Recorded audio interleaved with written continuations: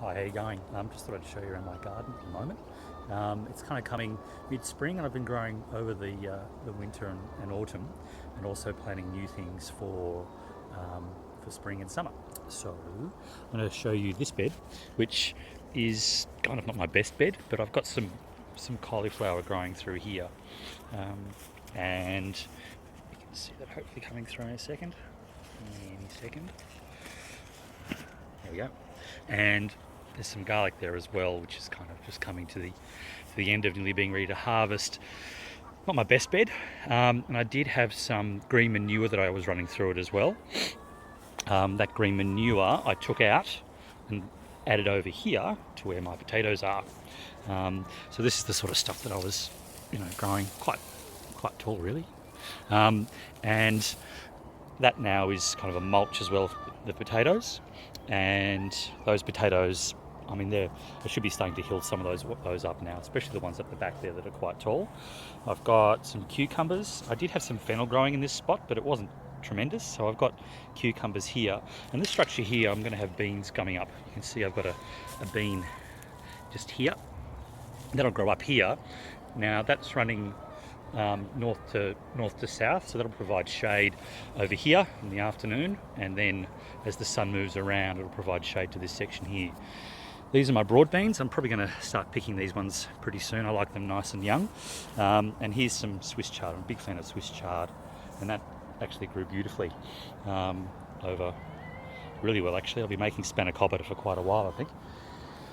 Over here is a bed that's just getting ready. So I've got the bit that's been mulched and yellowed there. I've got some corn, and that corn is going pretty good. I'm going to have a few snail attacks here as well, unfortunately, but that's kind of part of the deal, isn't it? And I'm going to grow beans with that as well, so I get that little companion planting thing happening. And then in 3 or 4 weeks' time, I'll do a second planting over in this section here, which is I guess, so I don't have to eat corn for 3 weeks or force the family to eat corn for 3 weeks. This is another structure that I've got set up. You can see up there I've been growing beans on that again, and again the idea is to provide shade.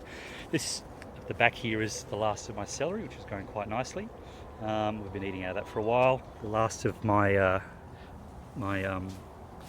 carrots as well, and I'll need to refertilise that bit there. And here's some watermelons I've got growing as well. I'm kind of happy with how they're travelling. They're probably another 3 or 4 months away really from being able to eat. And this is tomato land. I've got some up the back there starting to come through, but also these are seedlings that are about, I'm quite sure how old they are now. They'll be about a month, I suppose. I've got some basil as well. That's managed to survive a fair bit of snail action. I've got beans as well. So these beans came up from this section here, and they kind of just fell out everywhere, which again, I'm happy to use those for their nitrogen fixing properties. The other thing that happened in here kind of spontaneously, or according to what nature does anyway, is these bok choys. So I'll let some of those go to seed, and that just means it goes out everywhere. So as you can see, I've got a fair bit of mulch going around. Could probably even go further with the mulch, but I'm going to kind of stick with it as it is, and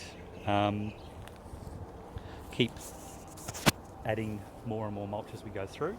Just before I go, that's some broccoli that's going to seed as well. I'm kind of happy to leave that there because the flowers for the bees are pretty good, as you can see.